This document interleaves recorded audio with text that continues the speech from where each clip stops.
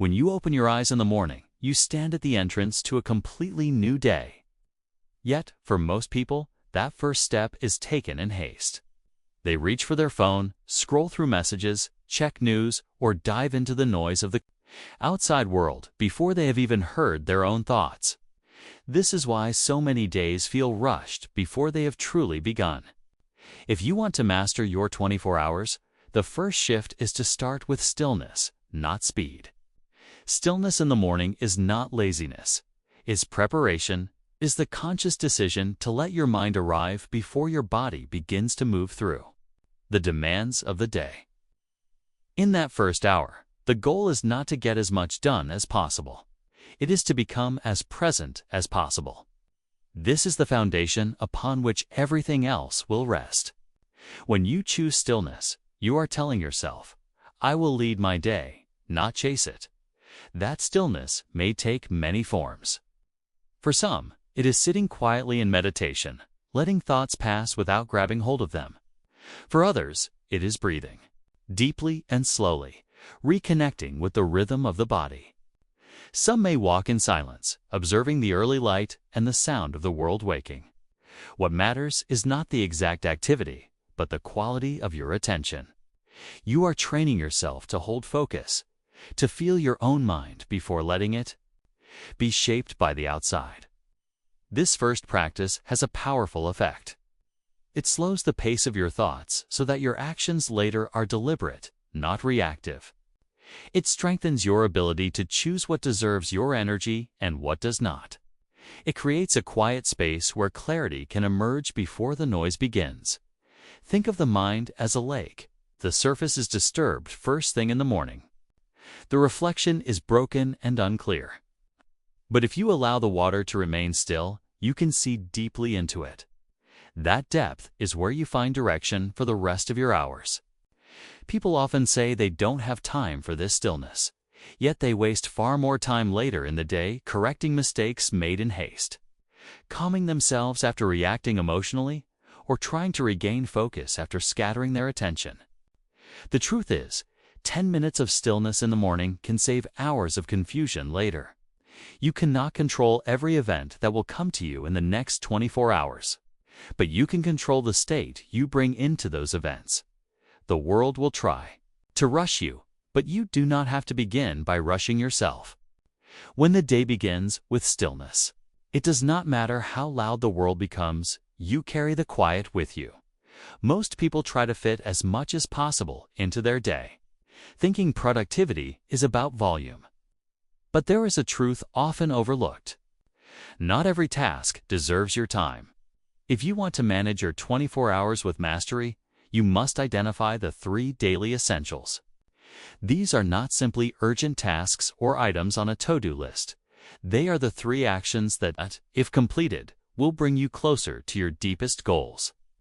This requires clarity, and clarity begins with asking yourself what truly matters today. Without that clarity, your day becomes a blur of activity without direction. You may feel busy, but busyness is not progress. Like a river that spreads too wide, the energy disperses and loses force. But when you channel it into a narrow stream, it gains power.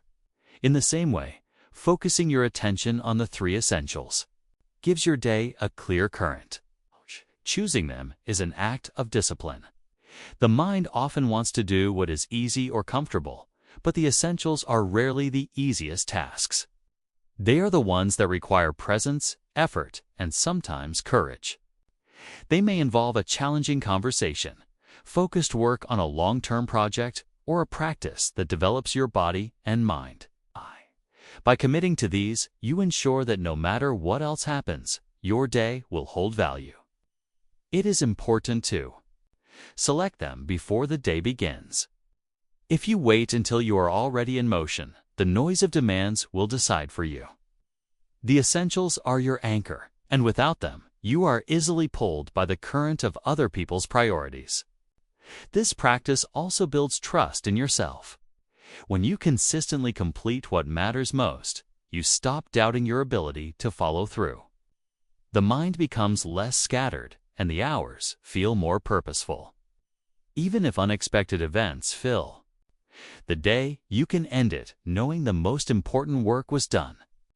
Over time, this habit compounds. 3 essentials each day become 21 a week, over 1,000 a year. This is how great changes happen, not in sudden bursts of effort, but in steady, deliberate completion of the work that matters. The end? Life is not measured by how many things you did, but by how much of what truly mattered you accomplished. By giving your energy to the essentials first, you are not only managing your hours, you are shaping the direction of your life. Time blocking is not about creating a rigid prison for your hours. It is about building a structure that protects them. Without structure, time slips away unnoticed, lost to interruptions and distractions that seem small but consume more than you realize. Time blocking means you decide in advance when and how each segment of your day will be used. It is like assigning every hour a purpose before it is stolen by something unplanned. When you block time for deep work, you give yourself permission to focus without guilt. When you block time for rest, you allow yourself to recover without feeling you should be working.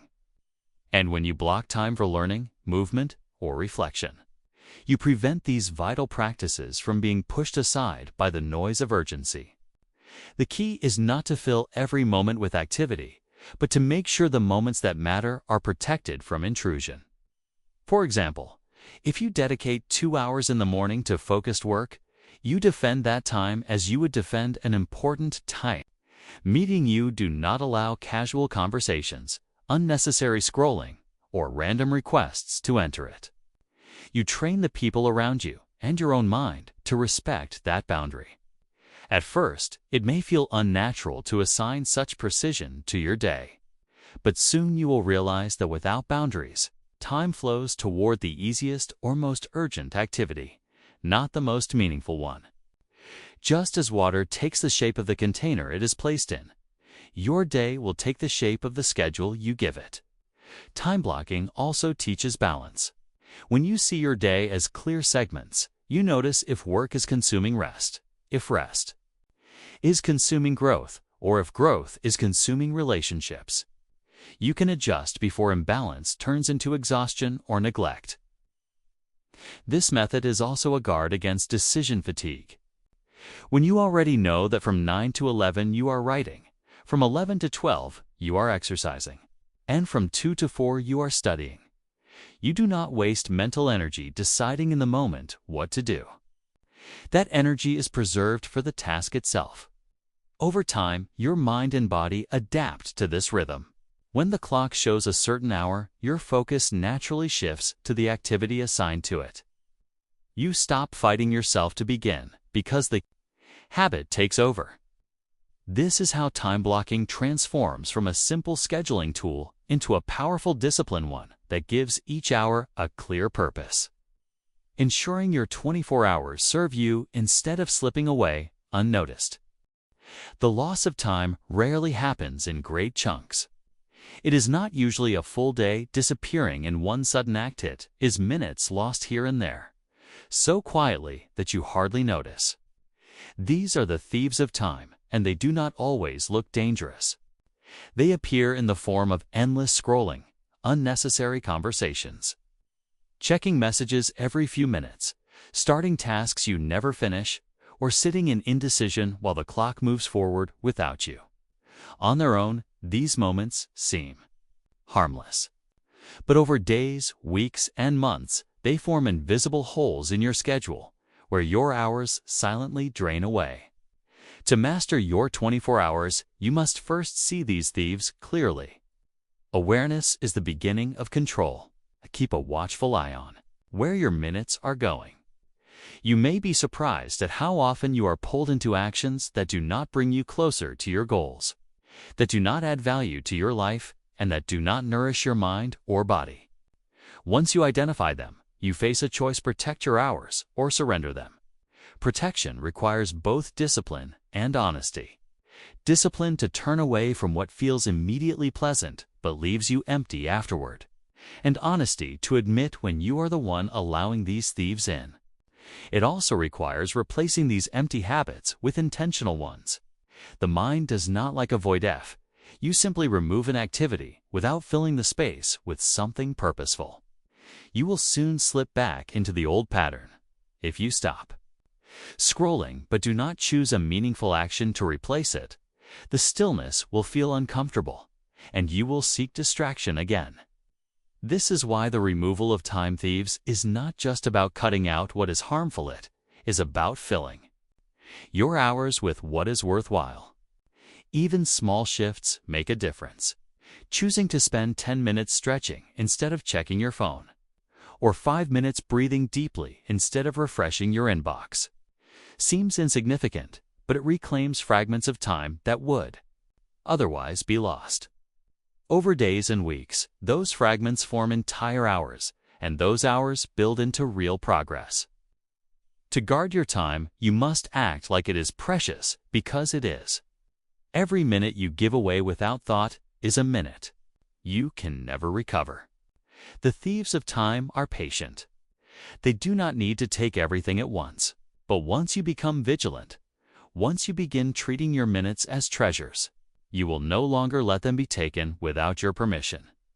Energy management is just as important as time management, because the value of your hours depends on the state you bring into them.